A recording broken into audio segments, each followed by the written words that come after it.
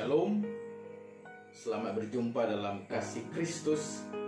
Saya percaya hari ini semua kita diberkati Tuhan, selalu sehat, diberikan kekuatan dan tetap semangat.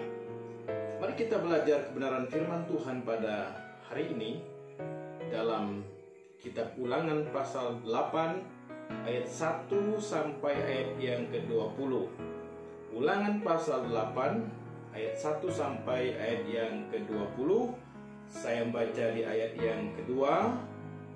Ingatlah kepada seluruh perjalanan yang kau lakukan atas kehendak Tuhan Allahmu di padang gurun selama 40 tahun ini dengan maksud merendahkan hatimu dan mencobai engkau untuk mengetahui apa yang ada dalam hatimu, yakni apakah engkau berpegang pada perintahnya atau tidak. Ayat yang kelima, maka haruslah engkau insaf bahwa Tuhan Allahmu mengajari engkau seperti seseorang mengajari anaknya. Tema firman Tuhan kita hari ini, Tuhan mendidik orang yang dikasihinya. Tuhan mendidik orang yang dikasihinya. Apa maksud didikan Tuhan?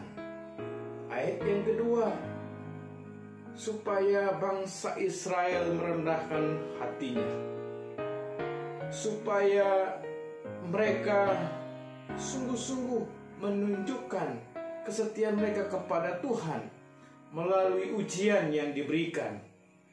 Tujuannya untuk mengetahui apa yang ada dalam hati mereka dan apakah bangsa Israel masih berpegang pada perintah Tuhan atau tidak. Ada dua bentuk didikan Tuhan. Yang pertama dalam menghadapi kesusahan atau kesulitan. Kalau kita melihat di ayat yang ketiga, mereka kesulitan dalam makanan, berbicara tentang mana yang turun dari surga yang Tuhan berikan. Kemudian juga mereka mengalami ancaman dari binatang-binatang ganas seperti ular, kalajengking ayat 15, tanah yang gersang, kemudian tidak ada air. Itu adalah bentuk didikan Tuhan di mana bangsa Israel mengalami kesusahan. Lalu bentuk didikan yang kedua adalah tentang kemakmuran. Kalau kita melihat bangsa Israel di ayat yang ke-8 sampai 9, di situ dikatakan kamu tidak usah berhemat dan tidak akan kekurangan lagi. Mereka diberikan negeri yang baik, ayat yang ke-10. Tetapi perhatikan ayat 11 dan 12. Hati-hati, jangan melupakan Tuhan. Kemudian ayat yang ke-14, jangan tinggi hati sehingga engkau melupakan Tuhan. Saudara dikasih oleh Yesus Kristus, apakah maksud Tuhan mendidik kita hari ini?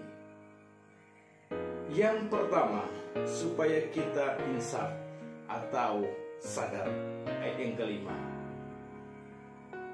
Tuhan mendidik saya dan saudara hari ini supaya kita sadar, supaya kita insaf.